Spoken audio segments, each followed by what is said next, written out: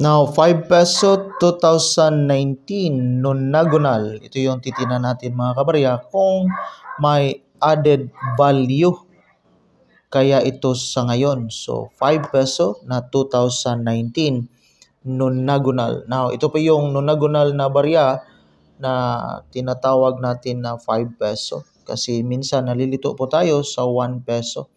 Kaya nilagyan ng guhit na nonagonal po mga kabarya. So nickel plated steel po ito, may bigat na 7.4 grams with the diameter 25 mm naman mga kabarya. With thickness naman niya is 2.2 mm. Nonagonal, 9-sided po. Yung kaniyang orientation is medal alignment. Bago ito, nag-circulate pa po ito sa ngayon. Now, titingnan natin yung kaniyang value dito kay in.nomista.com. So, dito pa rin tayo. Loyal na loyal tayo kay in.nomista.com kasi ito yung trusted na nagbibigay ng value appraisal mga kabarya. So, 2019. Yung baryang ito, so may 87% yung kanyang frequency. So, marami. So, common. Common po ito. Wala po itong extra na features. So, normal yung barya natin. Now, dito lang sa extra fine, may added value. 35 pesos at saka almost uncirculated. 35 pesos. Uncirculated naman na is 79. While dito sa good, very good, fine, wala po. So, again, normal, the same value.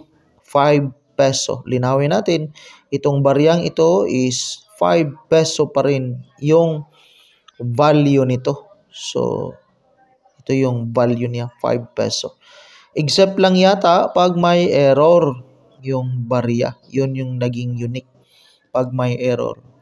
May seller tayo dito. May nakita tayo na seller. So, yun yung selling value or appraisal nila.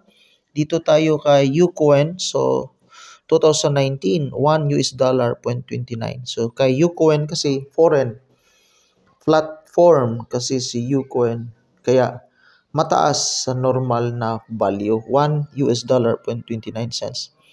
Yan kay Ucoin. While dito naman kay Carousel PH, may seller tayo na nagbibinta ng 3,000. So, bakit kaya ang taas ng kaniyang selling value?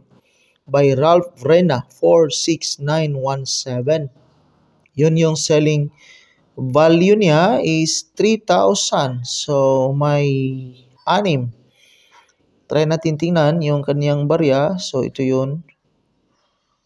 By Ralph Rena. So, marami pala yung barya niya. So, di lang 6. Yung sa una kasi 6 yung nakita natin. So, pero may selling value sa dito na 3,000 pesos. So, depende na rin.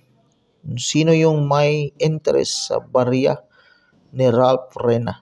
Pero dito tayo kay in.nomista.com, common yung 5 peso na 2019.